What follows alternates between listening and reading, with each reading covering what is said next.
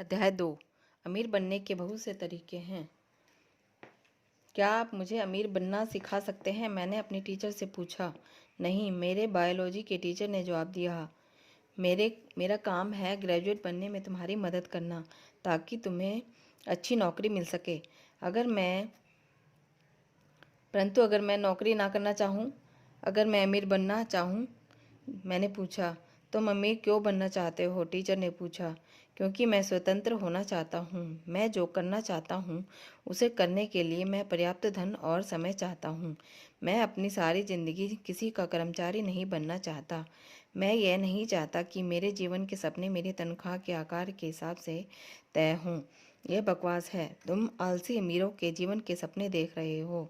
अगर तुम्हारे अच्छे नंबर नहीं आएंगे और तुम्हें अच्छी तनख्वाह वाली नौकरी नहीं मिलेगी तो तुम अमीर नहीं बन सकते। टीचर ने कहा। अब अपने मेंढक के पास जाओ।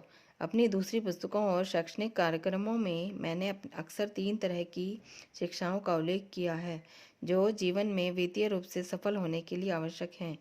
स्कॉलेस्टिक या अकादमिक, प्रोफेशनल और फाइनेंशियल शिक्षा। स्कॉलेस्टिक या अकादमिक शिक्षा। यह शिक्षा हमें पढ़ना और लिखना और गणित करना सिखाती है। यह बहुत ही महत्वपूर्ण शिक्षा है, खासकर आज की दुनिया में। व्यक्तिगत रूप से मैं इस शिक्षा में बहुत योग्य साबित नहीं हुआ।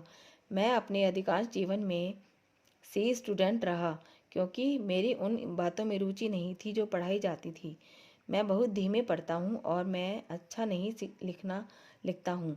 हालांकि पढ़ने की मेरी गति कम है, परंतु मैं बहुत अधिक पढ़ता हूँ। बस पढ़ने की मेरी गति कम है और मुझे अक्सर एक पुस्तक को 2 या 3 बार पढ़ना पड़ता है और तब जाकर मैं उसे समझ पाता हूँ। मैं एक खराब लेखक भी हूँ, हालांकि मैं फिर भी लिखे जाता हूँ।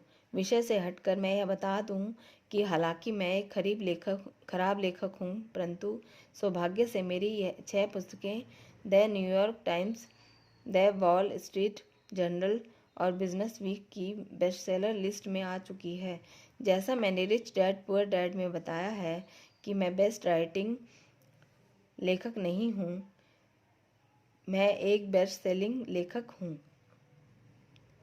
इस क्षेत्र में मेरे अमीर डैडी की सेल्स ट्रेनिंग काम आई, हालांकि यह स्कूल में काम नहीं आई जहां नंबर दिए जाते थे। प्रोफेशनल शिक्षा। यह शिक्षा आपको सिखाती है कि पैसे के लिए किस तरह काम किया जाए। मेरी जवानी के दिनों में बुद्धिमान बच्चे डॉक्टर, वकील और अकाउंटेंट बनते थे। कई प्रोफेशनल स्कूल लोगों को medical assistant, plumber, builder, electrician और ऑटोमोबाइल मैकेनिक बनना सिखाते हैं।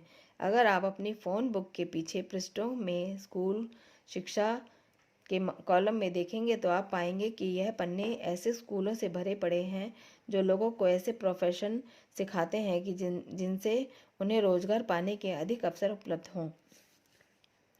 व्यक्तिगत रूप से चूंकि मैंने शिक्षा के पहले स्तर यानी अकादमिक शिक्षा में अच्छा प्रदर्शन नहीं किया था, इसलिए मुझे डॉक्टर, वकील या अकाउंटेंट बनने के लिए प्रोत्साहित नहीं किया गया। इसके बजाय मैं न्यूयॉर्क के एक स्कूल में गया जहां मैं शिप ऑफिसर बन गया। मैं शिप बेचा करता था, जैसे स्टैंडर्ड ऑयल के टैंकर्स और द लव बॉट टेलीविज़न कार्यक्रम में दिखाए जाने वाले जहाज़ों की तरह के मैनेजर लाइनर्स। ग्रेजुएशन के बाद चूंकि वियतनाम युद्ध चल रहा था, इसलिए शिपिंग उद्योग में मैं नौकरी करने के बजाय मैं फ्लोरिडा के पेंसाकोला में चला गया, जहां मैंने यूएस नेवी फ्लाइट स्कूल में अध्ययन किया। मैं एक पायलट बन गया और मैंने वियतनाम के मैरीन कॉर्प्स की तरह से उड़ानें भरी। मैंने दोनों डैडियों का कहना था कि देश की रक्षा करना एक पुत्र का कर्तव्य है, इसलिए मेरे भाई और मैंने वियतनाम जाने के लिए अपने नाम स्वेच्छा से दे दिए। जब मैं 23 साल का हुआ तो मेरे पास 2 प्रोफेशन थे, एक शिप ऑफिसर का और दूसरा पायलट का, परंतु मैंने पैसे कमाने के लिए दरअसल इनमें से किसी का भी इस्तेमाल नहीं किया। विषय से हटकर मैं सोचता हूँ कि यह विसंगति है कि मैं जिस प्रोफेशन के लिए आज सबसे अधिक जाना जाता हूँ, यानी लेखक के प्रोफेशन के लिए। वह एक ऐसा विषय है जिनमें मैं हाई स्कूल में 2 बार फेल हुआ था। फाइनेंशियल शिक्षा, वह शिक्षा है जिनमें आप सीखते हैं कि पैसे के लिए काम करने के बजाय किस तरह पैसे से अपने लिए काम करवाया जाए। यह तीसरे स्तर की शिक्षा हमारे अधिकांश स्कूलों में नहीं पढ़ाई जाती। मेरे गरीब डैडी का विचार था कि असली दुनिया में सफल होने के लिए इंसान को अच्छी अकादमिक और प्रोफेशनल शिक्षाओं की ज़रूरत थी, परंतु मेरे अमीर डैडी कहते थे, अगर तुम्हारी फाइनेंशियल शिक्षा कमज़ोर है तो तुम हमेशा अमीरों के लिए काम करते रहोगे। richdad.com ने अपनी तरफ से पूरी कोशिश की कि ऐसे प्रोडक्ट बनाए जाएं जो वही फाइनेंस शिक्षा दे सके जो मेरे अमीर डैडी ने मुझे सिखाई थी। हमारे पास board games, cash flow 101, cash flow 202 और कैश फ्लो फॉर किड्स है जो मज़ेदार तरीके से उसी फाइनेंशियल शिक्षा और फाइनेंशियल मानसिकता को सिखाते हैं जो मेरे अमीर डैडी ने मुझे सिखाई थी। एक फाइनेंशियल विपत्ति, मेरे विचार से अमेरिका और कई पश्चिमी देशों में एक फाइनेंशियल विपत्ति आने वाली है। एक फाइनेंशियल विपत्ति जिसका कारण यह है कि हमारी शिक्षा का सिस्टम विद्यार्थियों को पर्याप्त यथार्थवादी फाइनेंशियल शिक्षा नहीं देता है। जैसा हम सभी दुर्भाग्य से जानते हैं कि हमें स्कूल में ज़्यादा फाइनेंशियल शिक्षा नहीं मिली, और मेरे विचार से यह जीवन की बहुत महत्वपूर्ण योग्यता है कि पैसे को किस तरह से संभाला जाए और उसका कैसे निवेश किया जाए। हाल ही में हमने करोड़ों लोगों को स्टॉक मार्केट में खरबों डॉलर गंवाते हुए देखा। निकट भविष्य में मैं एक फाइनेंशियल विपत्ति की भविष्यवाणी कर सकता हूं, क्योंकि 1950 के बाद पैदा होने वाले लाखों करोड़ों लोगों के पास रिटायरमेंट के लिए पर्याप्त धन नहीं होगा। रिटायरमेंट के लिए पैसा नहीं होगा, और इससे भी महत्वपूर्ण बात यह है कि लोगों के पास मेडिकल केयर के लिए पैसा नहीं होगा। मैं अक्सर फाइनेंशियल सलाहकारों को ये कहते हुए सुनता हूँ, रिटायरमेंट के बाद आपके जीवन के खर्च कम हो जाते हैं। यह फाइनेंशियल सलाहकार अक्सर आपको यह बताना भूल जाते हैं कि रिटायरमेंट के बाद भले ही आपके जीवन के खर्च कम हो जाएं, परंतु आपके मेडिकल खर्च बढ़ जाते हैं। मेरे गरीब डैडी सोचते थे कि सरकार को उन लोगों का ध्यान रखना चाहिए जिनके पास पैसा नहीं है। हालांकि मैं दिल से उनकी बात से सहमत हूँ, परंतु मेरा फाइनेंशियल मस्तिष्क अक्सर सोचता है कि सरकार किस तरह लाखों लोगों की मदद कर पाएगी जिन्हें जीवन के अन्य खर्चों के साथ साथ मेडिकल खर्च की जल्दी ही ज़रूरत होगी। 2010 तक 83 मिलियन बेबी वुमेन्स की पहली खेप रिटायर होना शुरू हो जाएगी। मैं यह सवाल पूछना चाहता हूँ कि जब उनकी नौकरी के दिन समाप्त हो जाएंगे तो इनमें से कितनों के पास शेष जीवन के लिए पर्याप्त धन होगा, और अगर इन्हें जीवित रहने के लिए अरबों डॉलर की जरूरत होगी तो क्या दुनिया के युवा लोग बूढ़ों का खर्च उठाने के इच्छुक होंगे। मेरे विचार से यह अनिवार्य है कि हमारे स्कूल सिस्टम जितनी जल्दी हो सके फाइनेंशियल शिक्षा पढ़ाना शुरू कर दें। अपने धन को किस तरह संभाला जाए और उसका निवेश किस तरह किया जाए, यह जानना निश्चित रूप से उतना ही महत्वपूर्ण है जितना कि यह जानना कि मेंढक का डिसेक्शन किस तरह से किया जाए।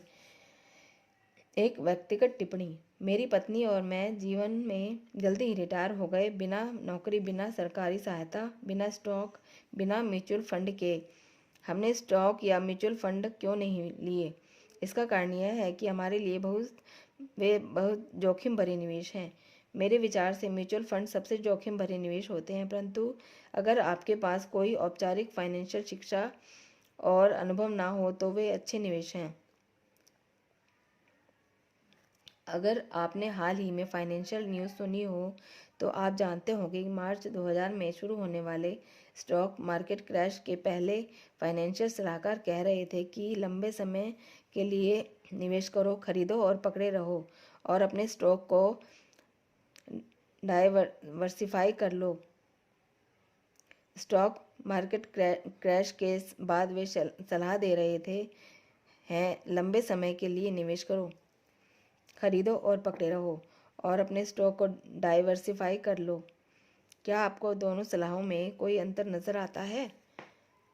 अगर आप आपके पास आप अच्छी फाइनेंशियल शिक्षा नहीं है तो आप अधिकांश फाइनेंशियल सरकार सलाहकारों की बात मान सकते हैं, यानी बचत करो, म्यूचुअल फंड खरीदो, लंबे समय के लिए निवेश करो और डाइवर्सिफाई कर लो। परंतु अगर आपके पास सुदृढ़ फाइनेंशियल शिक्षा है तो आप इसे जोखिम भरी सलाह पर नहीं चलेंगे। इसके बजाय आप वह कर सकते हैं कि जिसकी सलाह मेरे अमीर डैडी ने मुझे दी थी, यानी पहले अपना बिजनेस बनाओ। उन्होंने कहा था कि अपना खुद का बिजनेस बनाना अमीर बनने का सबसे अच्छा तरीका है। अमीर डैडी ने यह भी कहा था, जब आप अपना बिजनेस बना लें और आपके पास अच्छा कैश फ्लो आने लगे तो आप दूसरी संपत्तियों में निवेश कर सकते हैं। अमीर बनने के दूसरे तरीके।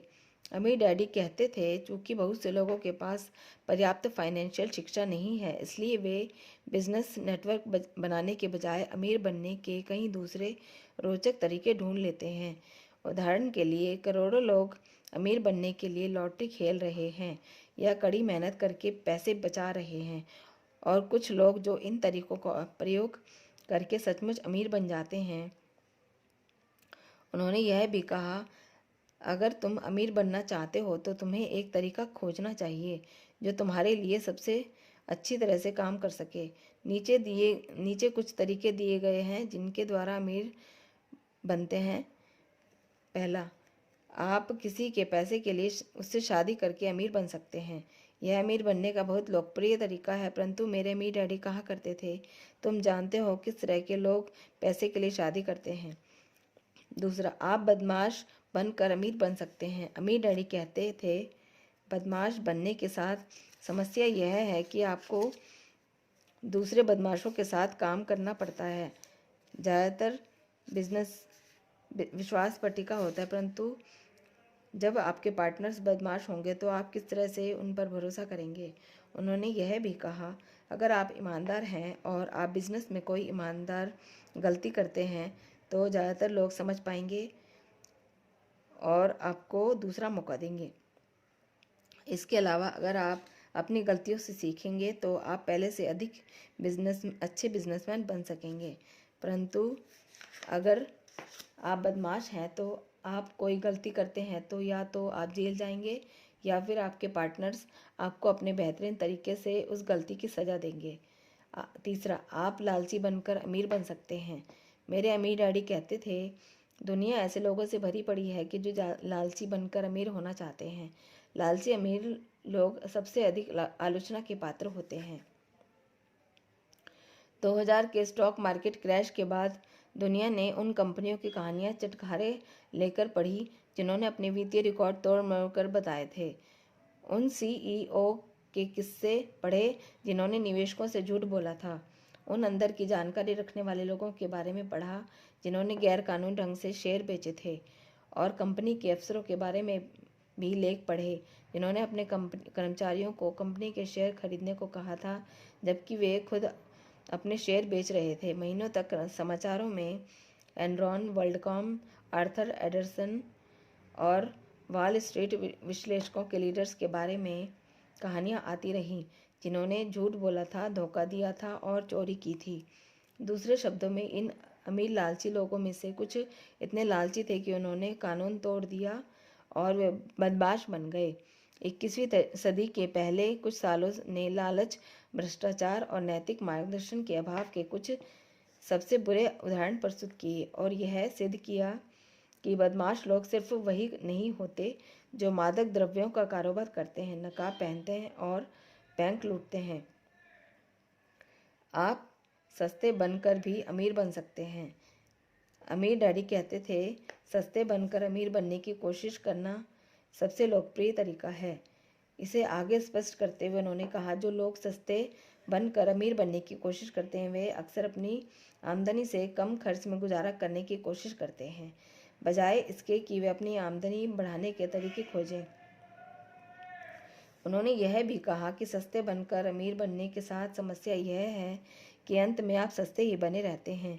हम सब ने उन लोगों की कहानियाँ सुनी हैं जिन्होंने पूरी ज़िंदगी पैसा इकट्ठा करने में और पाई बचाने में, सेल में सामान खरीदने में गुजार दी है, इसलिए सिर्फ इसलिए ताकि उनके पास बहुत सारा पैसा इकट्ठा हो जाए। परंतु हालांकि उनके पास काफ़ी पैसा होता है, फिर भी वे सचमुच गरीब आदमी की तरह ही गरीबी में रहते हैं। मेरे अमीर डैडी को इस बात में बहुत कम समझदारी दिखी कि काफ़ी पैसा पास में होने के बावजूद कोई आदमी गरीबों की तरह रहे। अमीर डैडी का एक मित्र था जो अपने जीवन भर सस्ती जिंदगी जिया। उसने धीरे धीरे पैसा जोड़ भी लिया, क्योंकि उसने न्यूनतम आवश्यकताओं के अलावा किसी चीज़ पर खर्च नहीं किया।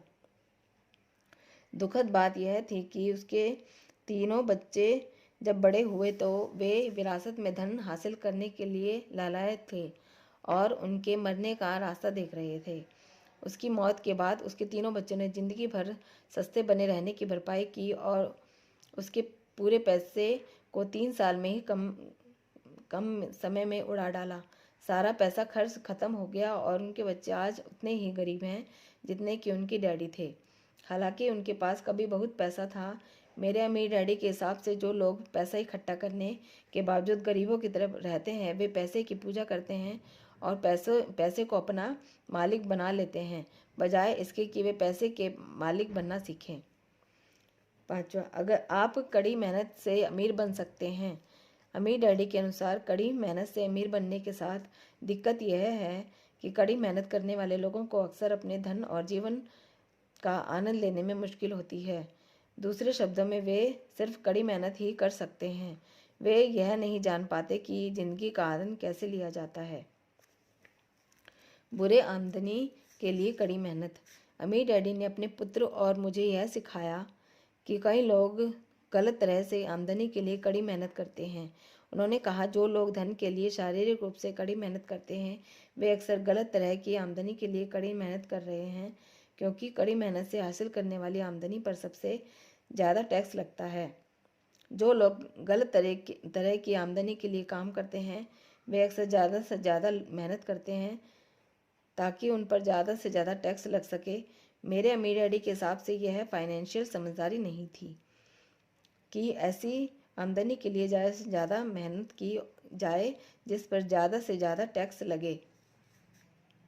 अधिकांश नौकरी पेशा लोग सबसे ऊंची दर पर टैक्स देते हैं। इसके अलावा जिन लोगों को सबसे कम मिलता है, वे अक्सर सबसे ज़्यादा प्रतिशत टैक्स देते हैं। बचपन में ही मेरे अमीर डैडी ने मुझे सिखा दिया था कि आमदनी एक ही तरह की नहीं होती। उन्होंने कहा कि आमदनी 2 तरह की होती है, अच्छी आमदनी और बुरी आमदनी। इस पुस्तक में आप यह जानेंगे किस तरह की आमदनी के लिए कड़ी मेहनत की जाए ताकि आप ज़्यादा से ज़्यादा कमाएं, परंतु उस पर कम से कम टैक्स दें। अमीर डैडी ने अपने पुत्र और मुझे यह बताया कि कई लोग जिंदगी भर कड़ी मेहनत करते हैं, परंतु अंत में उनके पास अपनी कड़ी मेहनत के बदले में दिखाने के लिए कुछ भी नहीं होता। इस पुस्तक में आप यह जानेंगे कि आप किस तरह कुछ साल तक कड़ी मेहनत करें, परंतु अंततः आपके पास चुनने के लिए यह विकल्प हो कि अब आप कैसे पैसे के लिए काम नहीं करेंगे, कभी पैसे के लिए काम नहीं करेंगे। 6, आप अत्यधिक स्मार्ट, प्रतिभाशाली, आकर्षक या गुणी होकर अमीर बन सकते हैं। टाइगर वुड्स अत्यंत प्रतिभाशाली गोल्फ के एक उदाहरण हैं। एक गोल्फर जिन्होंने अपनी प्रतिभा को विकसित करने में कई साल लगाए, परंतु प्रतिभाशाली, स्मार्ट या गुणी होना अमीर बनने की गारंटी नहीं है। अमीर डैडी कहते थे, दुनिया ऐसे प्रतिभाशाली लोगों से भरी पड़ी है जो कभी अमीर नहीं बन पाते। हॉलीवुड में ही देख लो, वहाँ पर आपको कई सुंदर, आकर्षक और प्रतिभाशाली एक्टर मिलेंगे जिनकी आमदनी ज़्यादातर लोगों से कम है।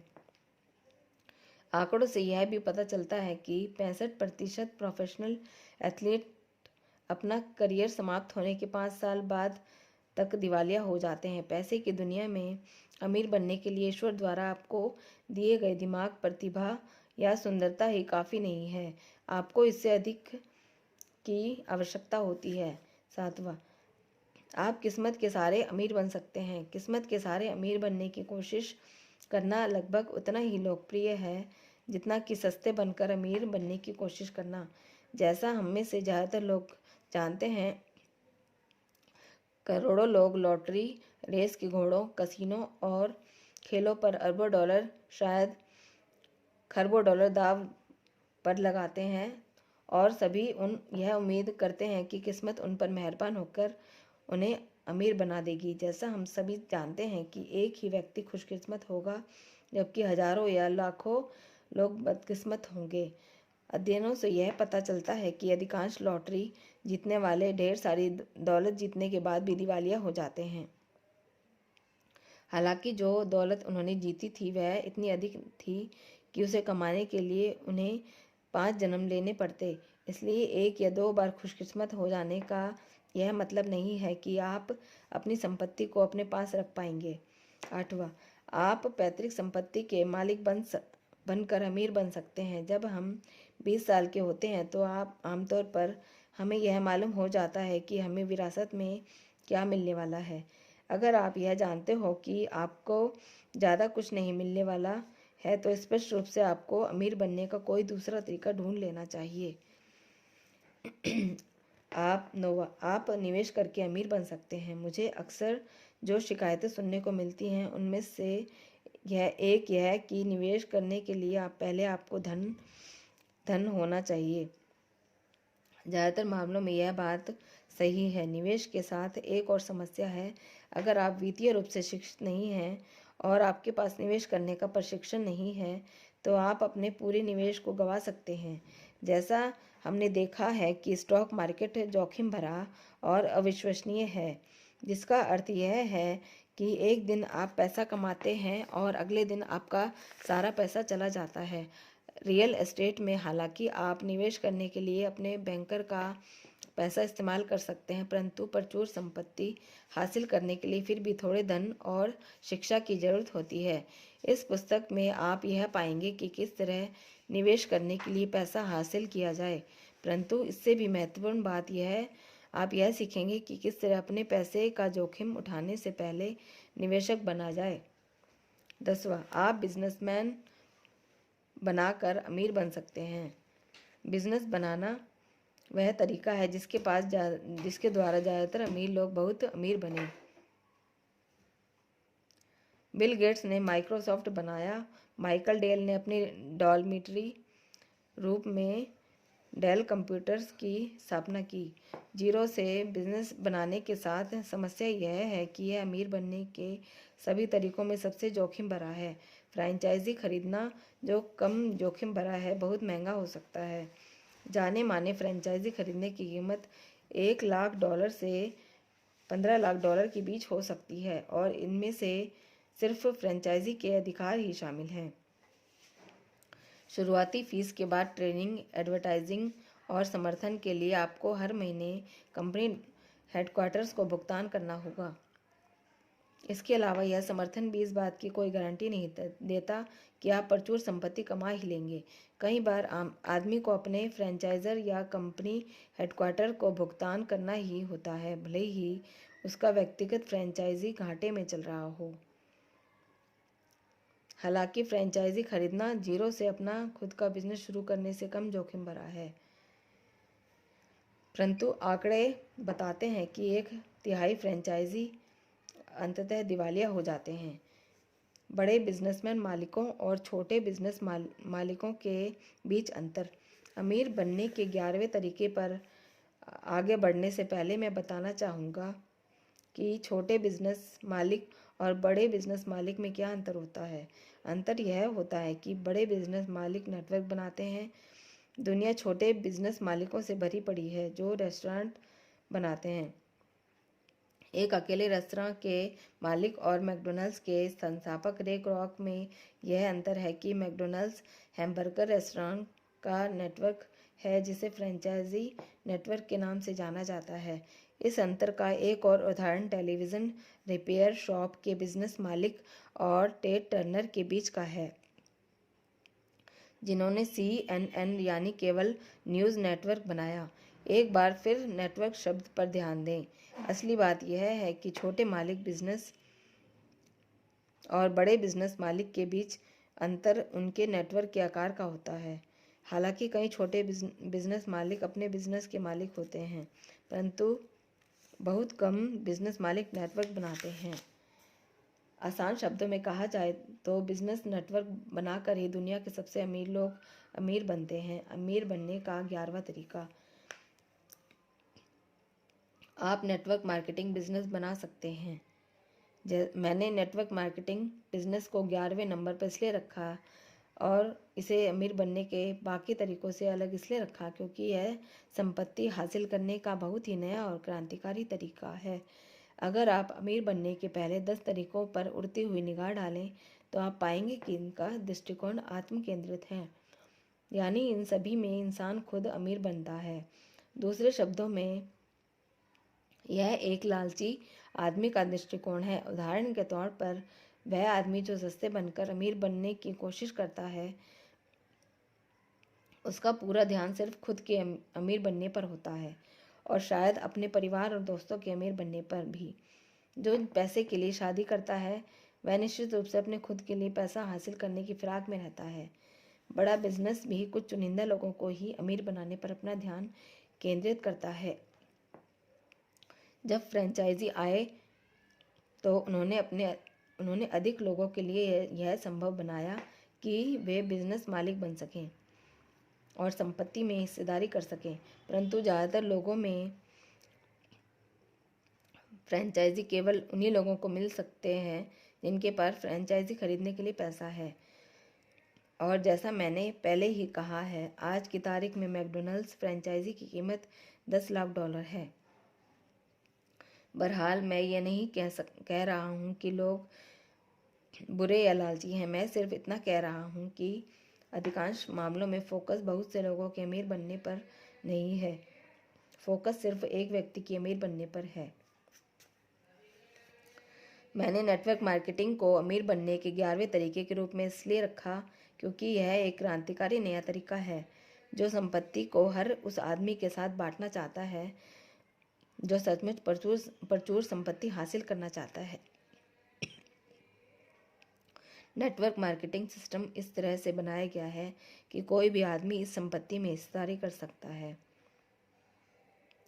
नेटवर्क मार्केटिंग सिस्टम, जिसे मैं अक्सर व्यक्तिगत फ्रेंचाइजी या एक अदृश्य बड़ा बिजनेस नेटवर्क कहता हूँ, मेरे विचार से पैसे कमाने का बहुत ही प्रजातांत्रिक तरीका है।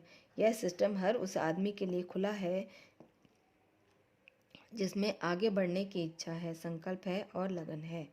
यह सिस्टम इस बात की सचमुच परवाह नहीं करता कि आप किस कॉलेज में पढ़े हैं, या आप कॉलेज में पढ़े भी हैं या नहीं, या आप आज कितना धन कमा रहे हैं, आपकी जाति या लिंग क्या है, आप कितने आकर्षक हैं, आपके माता पिता क्या हैं, या आप कितने लोकप्रिय हैं। ज़्यादातर नेटवर्क मार्केटिंग कंपनियां मूलभूत रूप से सिर्फ इस बात की परवाह करती हैं कि आप सीखने के लिए, बदलने और विकास करने के लिए कितने इच्छुक हैं। और जब आप बिजनेस मालिक बनना सीखते हैं तो क्या आप में वह हौसला है कि आप राह में आने वाले मुश्किलों से नहीं घबराएंगे। हाल ही में मैंने एक बहुत प्रसिद्ध और अमीर निवेशक की ऑडियो रिकॉर्डिंग सुनी जो एक प्रसिद्ध बिजनेस स्कूल में भाषण दे रहे थे। मैं उस स्कूल या उस निवेशक का नाम इसलिए नहीं बता रहा हूँ क्योंकि मैं जो कहने जा रहा हूँ वह उनके लिए बहुत अच्छी बात नहीं है। उन्होंने कहा था, मैं लोगों को निवेश करना सिखाने में रुचि नहीं लेता, मैं जीवन में आगे बढ़ने में, गरीब लोगों की मदद करने में रुचि नहीं लेता। मैं सिर्फ यह चाहता हूँ कि आप जैसे बुद्धिमानी लोगों के साथ मैं प्रसिद्ध बिजनेस स्कूल में समय बिताऊं। हालांकि मैं व्यक्तिगत रूप से उनकी बातों से सहमत नहीं हूँ, परंतु मैं उनकी ईमानदारी की प्रशंसा करता हूँ। चूँकि मैंने अपना जीवन अमीर डैडी के अमीर दोस्तों के बीच रहते हुए गुजारा है, इसलिए मैंने अक्सर इस तरह की बातें सुनी हैं, परंतु उन्हें समझदारी से और धीरे से कहा गया था। वे लोग सार्वजनिक चैरिटी कार्यक्रमों में जाते थे और लोकप्रिय परोपकारी कार्यों में दान भी देते थे, परंतु उनमें से कई ऐसा सिर्फ इसलिए करते थे ताकि उन्हें सामाजिक सराहना और सम्मान मिले। उनकी निजी बातों में मैंने अक्सर उनके असली विचार सुने हैं और वे विचार उस प्रसिद्ध निवेशक के उस प्रसिद्ध बिजनेस स्कूल में बोले गए विचारों की तरह ही थे। स्पष्ट रूप से सभी अमीर लोगों का यही नज़रिया नहीं होता, परंतु मुझे लगातार हैरानी होती है कि कितने सारे अमीर और सफल लोग सिर्फ इसलिए अमीर और सफल हैं क्योंकि वे लालची हैं और उन्हें कम खुशकिस्मत लोगों की मदद करने में जरा भी रुचि नहीं है। एक बार फिर मैं यह कहना चाहूँगा कि सभी अमीर लोगों का यह नज़रिया नहीं होता, परंतु मैं जानता हूँ कि ऐसे अमीर लोग काफ़ी संख्या में हैं। वह मूलभूत कारण जिसकी वजह से मैं नेटवर्क मार्केटिंग उद्योग का समर्थन करता हूँ यह है कि इसका सिस्टम दौलत हासिल करने के पुराने सिस्टम से अधिक न्यायपूर्ण है। हेनरी फोर्ड, जो दुनिया के महानतम बिजनेसमैनों में से एक हैं, अपनी फोर्ड मोटर कंपनी के मिशन सूत्रवाक्य को पूरा करके अमीर बने। फोर्ड का मिशन सूत्रवाक्य था, कारों को प्रजातांत्रिक कर दो। यह सूत्रवाक्य इसलिए क्रांतिकारी था क्योंकि सदी की शुरुआत में कारें सिर्फ अमीरों के लिए उपलब्ध थीं। हेनरी फोर्ड का विचार कारों को हर आदमी की पहुंच में लाना था और यही कारों को प्रजातांत्रिक कर दो का अर्थ था। रोचक बात यह है कि हेनरी फोर्ड एडिसन के कर्मचारी थे और अपने खाली समय में उन्होंने अपनी पहली कार बनाई। 1903 में फोर्ड मोटर कंपनी का जन्म हुआ। उत्पादन लागत में कटौती करके असेंबली लाइन को अपनाकर और सस्ती औसत कारों का बड़े पैमाने पर उत्पादन करके फोर्ड दुनिया के सबसे बड़े कार उत्पादक बन गए। न सिर्फ उन्होंने अपनी कार को सस्ता बनाया, बल्कि उन्होंने उद्योग में सबसे ऊंचे वेतन भी दिए। साथ ही उन्होंने अपने कर्मचारियों को लाभ में हिस्सा देने की योजना भी बनाई और हर साल $3 करोड़ से अधिक उनमें बांट दिए और 20वीं सदी के शुरुआती दशक में $3 करोड़ का मूल्य बहुत ज़्यादा हुआ करता था। दूसरे शब्दों में, हेनरी फोर्ड एक ऐसे आदमी थे जो इसलिए अमीर बने क्योंकि वे न सिर्फ अपने ग्राहकों की परवाह करते थे, बल्कि वे अपने कर्मचारियों की भी परवाह करते थे। वे लालची व्यक्ति होने के बजाय एक उदार व्यक्ति थे। तथाकथित बौद्धिक समाज में हेनरी फोर्ड को आलोचना की और उन पर व्यक्तिगत आक्षेप भी लगे। हेनरी फोर्ड बहुत शिक्षित नहीं थे और थॉमस एडिसन की तरह उनका अक्सर इसलिए मजाक उड़ाया जाता था क्योंकि उनके पास औपचारिक शिक्षा नहीं थी। हेनरी फोर्ड के बारे में ऐसी फेवरेट कहानियों में से वह एक है जब उनमें तथाकथित बुद्धिमान व्यक्तियों के सामने एक टेस्ट में भाग लेने का आग्रह किया गया। स्मार्ट लोगों का एक समूह मौखिक टेस्ट लेने के लिए आया। वे यह साबित करना चाहते थे कि फोर्ड अज्ञानी थे। एक बुद्धिजीवी ने उनसे इस तरह का सवाल पूछा कि वे जो रोल्ड स्टील बनाते हैं उनकी टेंसाइल मजबूती कितनी है। फोर्ड को जवाब नहीं मालूम था। उन्होंने अपनी मेज पर रखे कई फ़ोनों में से एक फ़ोन उठाया, अपने वाइस प्रेसिडेंट को बुलाया और जिसे जवाब मालूम था। वाइस प्रेसिडेंट आया। फोर्ड ने उससे यह सवाल पूछा। वाइस प्रेसिडेंट ने जवाब दे दिया और बुद्धिजीवी लोग चाहते थे कि अगले स्मार्ट व्यक्ति ने एक और सवाल पूछा। एक बार फिर फोर्ड को जवाब नहीं मालूम था, इसलिए उन्होंने फ़ोन करके स्टाफ के अपने एक आदमी को बुलाया जिसे जवाब मालूम था। यह प्रक्रिया चलती रही जब तक आखिरकार एक स्मार्ट आदमी ने चिल्लाकर यह नहीं कहा कि देखिए, इससे यह साबित होता है कि आप अज्ञानी हैं। आप हमारे पूछे गए एक भी सवाल का जवाब नहीं दे पाए। हेनरी फोर्ड ने इस तरह का जवाब दिया, मैं जवाब इसलिए नहीं जानता क्योंकि मैं अपने दिमाग में उन जवाबों का कचरा नहीं रखना चाहता जो आप चाहते हैं। मैं आपके स्कूलों के स्मार्ट युवा लोगों को नौकरी पर रखता हूँ जिन्होंने वे सारे जवाब रट रखे हैं जो आप मुझसे रटने की उम्मीद करते हैं। मेरा काम उन जानकारी को रटना नहीं है जिसे आप बुद्धिमानी समझते हैं। मेरा काम अपने दिमाग को इस तरह के कचरे और छोटे तथ्यों से खाली रखना है ताकि मैं सोच सकूं। इस बिंदु पर उन्होंने बुद्धिजीवियों और स्मार्ट लोगों को वहां से विदा लेने के लिए कहा। वर्षों तक मैं हेनरी फोर्ड की इस कहावत को याद करता रहा, जो मेरे हिसाब से उनके सबसे महत्वपूर्ण कथनों में से एक है। सोचना सबसे कठिन काम है, इसलिए बहुत कम लोग यह काम करते हैं। हर एक के लिए संपत्ति। मेरे विचार से यह नए प्रकार का बिजनेस, नेटवर्क मार्केटिंग बिजनेस एक क्रांति है, सिर्फ इसलिए क्योंकि इतिहास में पहली बार अब यह हर एक के लिए संभव है वह संपत्ति में हिस्सेदार बन सके, जबकि अब तक यह चुनिंदा या खुशकिस्मत लोगों के लिए ही संभव था। मैं जानता हूं कि इस नए प्रकार के बिजनेस को लेकर कुछ विवाद है और बाकी बिजनेसों की तरह इस बिजनेस में भी कुछ लालची और बदमाश लोग घुस आए हैं जो इस बिजनेस के माध्यम से फटाफट अमीर बनना चाहते हैं। परंतु अगर आप पीछे हटकर इस नए प्रकार के बिजनेस की तरफ देखें तो यह सामाजिक रूप से एक बहुत ही जिम्मेदार सिस्टम है जो संपत्ति का न्यायोचित बंटवारा करता है। नेटवर्क मार्केटिंग बिजनेस लालची लोगों के लिए अच्छा बिजनेस नहीं है। इसे इस तरह से बनाया गया है कि यह उन लोगों के लिए आदर्श बिजनेस साबित हो जो दूसरों की मदद करना पसंद करते हैं। इसे दूसरी तरह से कहा जाए तो नेटवर्क मार्केटिंग बिजनेस के काम करने का इकलौता तरीका यह है कि जब आप अमीर बने तो आप अमीर बनने से किसी और की भी मदद करें। मेरे लिए यह क्रांतिकारी है, उतना ही क्रांतिकारी जितने थॉमस एडिसन और हेनरी फोर्ड अपने दिनों में थे। अध्याय समाप्त करने से पहले मैं यह बता दूं कि मेरे विचार से ज़्यादातर लोग उदार होते हैं।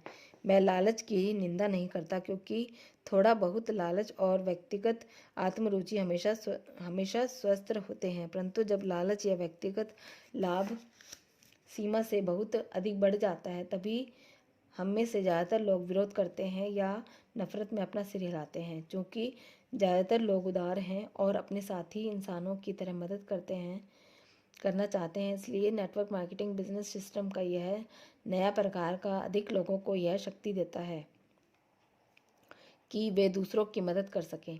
हालांकि यह नए प्रकार का बिजनेस सिस्टम हर एक के लिए नहीं है, परंतु अगर आप ऐसे व्यक्ति हैं जो आर्थिक लक्ष्यों और सपनों तक पहुंचने में ज़्यादा से ज़्यादा लोगों की सचमुच मदद करना चाहते हैं तो नेटवर्क मार्केटिंग बिजनेस को टटोल कर देखने में आप अपने समय का सदुपयोग ही करेंगे।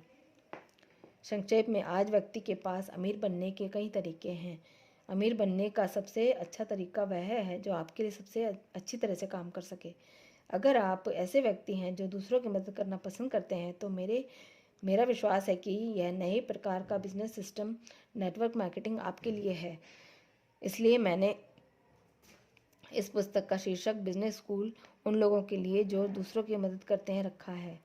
अगर आप दूसरों की मदद करने में ज़रा सी भी रुचि नहीं रखते तो आपके पास कम से कम 10 तरीके हैं और जिनमें आप अपना विकल्प चुन सकते हैं। आगामी अध्यायों में मैं उन मूलभूत लाभों के बारे में चर्चा करूंगा जो मैंने अधिकांश नेटवर्क मार्केटिंग कंपनियों में पाए हैं। मेरे हिसाब से आपको इन मूलभूत फ़ायदों में विचार कर लेना चाहिए।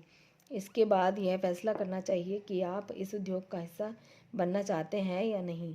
अमीर डैडी ने अपने पुत्र और मुझे सिखाया था कि मूलभूत जीवन मूल्य धन से बहुत अधिक महत्वपूर्ण होते हैं। वे अक्सर कहते थे कि आप सस्ते और लालची होकर भी अमीर बन सकते हैं। आप प्रचुर और उदार होकर भी अमीर बन सकते हैं। आप जो तरीका चुनते हैं वह तरीका वही होगा जो आपके अंदर के मूलभूत जीवन मूल्यों के सबसे करीब होगा।